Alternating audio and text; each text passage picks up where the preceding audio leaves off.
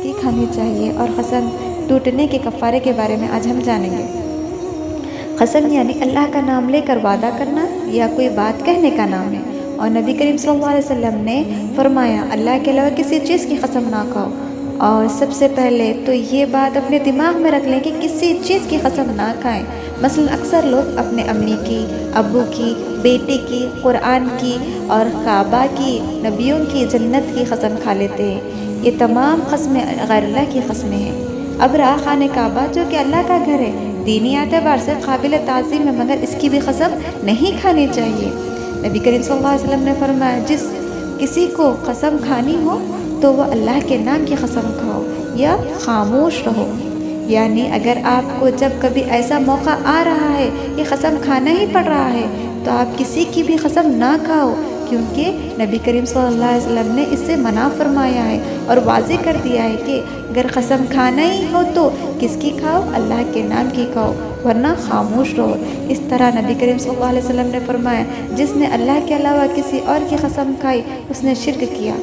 تو دیکھیے وہ لوگ جو اللہ کے علاوہ کسی کی بھی قسم کھا لیتے ہیں تو یاد رکھے یہ کوئی چھوٹا موٹا عمل نہیں ہے، یہ شرک ہے۔ آپ اب اندازہ لگائیے کس حد تک ہمیں کسی کی قسم کھانے سے منع کیا جا رہا ہے، مگر افسوس ہم اپنی کم علمی کی وجہ سے کس کی قسمیں کھا لیتے ہیں۔ تو دیکھیے اللہ کی قسم کھانے کے لیے بھی اس وقت کہا جا رہا ہے جب بہت زیادہ ضرورت ہو تو ہی اللہ کی قسم کھائیں، جب تک نہیں، اور جب آپ سچے ہو تبھی آپ قسم کھائیں۔ تو دیکھا آپ نے کس طرح سختی کے ساتھ ہم کو قسم کھانے سے منع کیا جا رہا ہے۔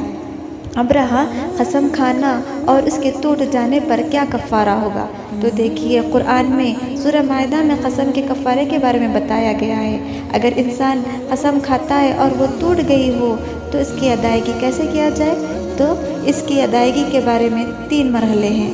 سب سے پہلا مرحلہ 10 مسکینوں کو کھانا کھلانا ہوگا، اور وہ کھانا کیسا ہو؟ ایسا کھانا جو وہ اپنے اہل عیال کو کھلاتا ہو، اتنا عمدہ کھانا۔ نمبر 2 10 مسکینوں کو کپڑے پہنانا ہوگا، اگر یہ نہ ہو سکے تو ایک غلام آزاد کریں، اگر اس کی حیثیت بھی نہ ہو یعنی وہ مفلس ہو تو نمبر 3 دن کے مسلسل روزے رکھنا ہوگا بلا ناغہ۔